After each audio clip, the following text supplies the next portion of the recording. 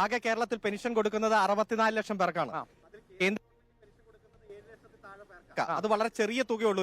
ബിജെപിയുടെ പ്രതിനിധിയാണ്, എനിക്കറിയാം, അദ്ദേഹത്തിന് കൃത്യമായിട്ട് തുക ഞാൻ പറയാം.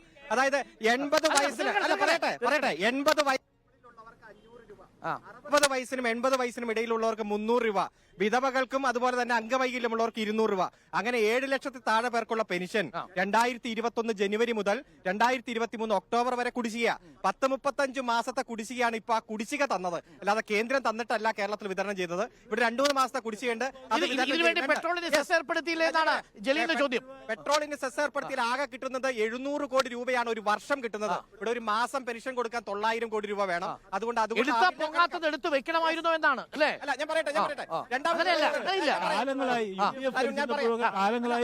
വീഴ്ച കൂടാതെ ചെയ്തുകൊണ്ടിരിക്കുന്നതാണ്. UDF ഭരിച്ചപ്പോ 18 മാസം അതാണ് പ്രശ്നം. ഞങ്ങള് ഇവര് പറയുന്നത് വർദ്ധിപ്പിച്ചു എന്നാണ്. അല്ല, 18 മാസം നിങ്ങൾ കൊടുത്തില്ല. പിന്നീട് ആര് കൊടുത്തു? LDF കൊടുത്തു. അതായത് 18 മാസത്തെ നിങ്ങൾ 600 രൂപയുള്ളൂ അന്ന്, വെറും 600 രൂപ. അതായത് ഈ കേരളത്തിൽ പെൻഷൻ ഞാൻ പറയട്ടെ 100 രൂപ കൂട്ടി ഭരിക്കുമ്പോഴാണ് കേരളത്തിൽ പെൻഷൻ കൊണ്ടുവന്നത്. അന്ന് 45 രൂപ.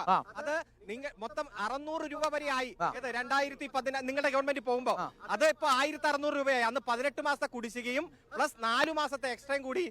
പക്ഷെ അന്ന് സിവിൽ സപ്ലൈസ് സബ്സിഡിയുള്ള സാധനം കിട്ടുമായിരുന്നു. അത് ഞാൻ പറയട്ടെ, പെൻഷന്റെ കാര്യത്തിൽ ഇവർ പറ്റിയ കുറ്റകരമായിട്ടുള്ള വീഴ്ചയാണ് വരുത്തിയത്. 2, ഇദ്ദേഹം പറഞ്ഞല്ലോ ഇപ്പൊ കേരളത്തിന് കിട്ടാനുള്ള തുകയുമായി ബന്ധപ്പെട്ടുകൊണ്ട് അതും സംശയമുണ്ട്. കൃത്യമായി സുപ്രീം കോടതിയെ സമീപിച്ച് ചോദിച്ചത് വിവിധ ഹെഡുകളിൽ ഇങ്ങ് തരാനുള്ള തുക കിട്ടണം എന്നത് തന്നെയാണ്. കടമെടുക്കാനുള്ള തോത് മറ്റ് സംസ്ഥാനങ്ങൾക്കെല്ലാം 3+ അധികമാണ്. നമ്മുടെ മാത്രം 2.5 വെട്ടിക്കുറച്ചു.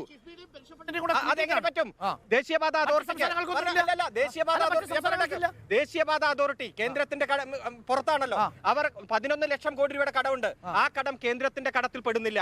അവർക്ക് യാതൊരു മാനദണ്ഡവും ഇല്ല. 6.8% കടമെടുക്കുന്നു. കേരളത്തിന്റെ 2.5 വെട്ടിക്കുറച്ചപ്പോഴാണ് നമ്മൾ സുപ്രീം കോടതിയെ സമീപിച്ചിരിക്കുന്നത്. അതുകൊണ്ട് സാമ്പത്തികമായി തകർക്കുന്ന നയത്തെ സുപ്രീം കോടതി നേരിടും. ഡൽഹിയിൽ പോയി സമരം നടത്തി നേരിടും. ഈ നവകേരള സദസ്സ് ഒന്ന് കഴിഞ്ഞോട്ടെ, ശക്തമായിട്ടുള്ള സമരം കാണാം. പക്ഷേ അപ്പോഴും നമ്മുടെ ഈ സുഹൃത്ത് ചോദിച്ചതുപോലെ തൃക്കാക്കരയുടെ പ്രശ്നം, പിറവത്തിന്റെ പ്രശ്നം, കുന്നത്തുനാടിന്റെ പ്രശ്നം, അത് കേൾക്കാൻ വരുന്ന മനുഷ്യരോട് മണിപ്പൂരിനെ കുറിച്ച് പറഞ്ഞിട്ടുണ്ടോ? മിസ്റ്റർ ഡോക്ടർ അരുൺ, ഈ കൊച്ചി മെട്രോ എത്ര കോടി 10 കോടി ഉമ്മൻചാണ്ടി തുടങ്ങിയതൊന്നുമല്ല. LDF-ഉം UDF-ഉം അതിൽ നിർണായകമായിട്ടുള്ള സംഭാവന നൽകിയിട്ടുണ്ട്. അതിന്റെ എല്ലാ ശക്തമായിട്ട് പദ്ധതി നടക്കുമ്പോൾ LDF ഞാൻ പറയട്ടെ ജലമെട്രോ ചോദിച്ചോട്ടെ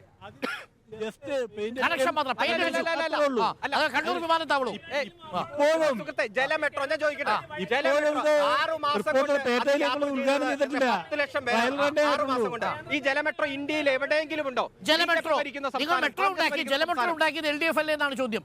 എവിടെയെങ്കിലും ഉണ്ടോ ജലമെട്രോ? ആ പദ്ധതി ഉണ്ടായിരുന്നു. പക്ഷെ എത്ര കാലമായി? എത്ര കാലമായാലും 6 മാസം കൊണ്ട് 10 ലക്ഷം പേർ യാത്ര ചെയ്തു. 8 മാസം കൊണ്ട് 15 ലക്ഷമായി. ഈ കൊച്ചിയിലെ 10 ദ്വീപുകളെ കൂട്ടിയോജിപ്പിക്കാൻ പാകത്തിന് ജലമെട്രോ പൂർണ്ണമായി പൂർത്തീകരിച്ചാൽ ഇത്രയും ചരിത്രപരമായിട്ടുള്ള വികസനം ലോകത്ത് ഒരിടത്തുമില്ല. അതൊക്കെ മെട്രോ, കൊച്ചി മെട്രോ തുടങ്ങി. കൊച്ചി മെട്രോ തൃപ്പൂണിത്തുറയിലേക്കുള്ള അവസാനത്തെ സ്റ്റേഷൻ ഈ ഫെബ്രുവരിയിൽ ഉദ്ഘാടനം ചെയ്യും. ടെട്രോപാഡ് വിഴിഞ്ഞ് നമുക്കറിയാം. ഈ ചെല്ലാനം ഓരോ മഴ വരുമ്പോഴും ചെല്ലാനത്തെ മുഴുവൻ വീടുകളിലും വെള്ളം കയറുന്ന സാഹചര്യം കൃത്യമായി ചരിത്രപരമായി പൂർത്തീകരിച്ചു. ഇനി ഒറ്റ വീട്ടിലും വെള്ളം കയറില്ല. കണ്ണമാലി ആ വികസന പ്രവർത്തനം ആരംഭിക്കുകയാണ്. ഈ തൊട്ടടുത്തേക്ക് നോക്ക്. ഞാൻ പറയട്ടെ ഗിഫ്റ്റ് സിറ്റിയുടെ വ്യവസായ ഇടനാഴികയുടെ വികസന പ്രവർത്തനത്തിലേക്ക് കടന്നിരിക്കുന്നു. നമ്മുടെ ജനറൽ ആശുപത്രി ഉണ്ടല്ലോ, അവയവ മാറ്റ ശസ്ത്രക്രിയ നടത്തി പൂർത്തീകരിച്ച് ചരിത്രത്തിന്റെ താളുകളിൽ ജനറൽ ആശുപത്രി ഇടം പിടിച്ചു. ക്യാൻസർ സെന്റർ അത് ഇവിടെയൊന്നും അല്ല ചേട്ടാ, ചരിത്രം പഠിക്കുക. അതൊക്കെ വേറെ റീജിയണൽ ക്യാൻസർ സെന്റർ കെട്ടിടത്തിന്റെ പണി ഏറ്റവും ഗംഭീരമായി പൂർത്തീകരിച്ചുകൊണ്ടിരിക്കുകയാണ്. വികസനം എന്തെന്ന് ഈ എറണാകുളം ജില്ല അറിയുന്നത് ഈ 7.5 വർഷം കൊണ്ടാണ്. നിങ്ങൾ ചോദിച്ചല്ലോ, ഞാൻ പറയട്ടെ. അല്ല, ഞാൻ പറയട്ടെ, ജലമെട്രോ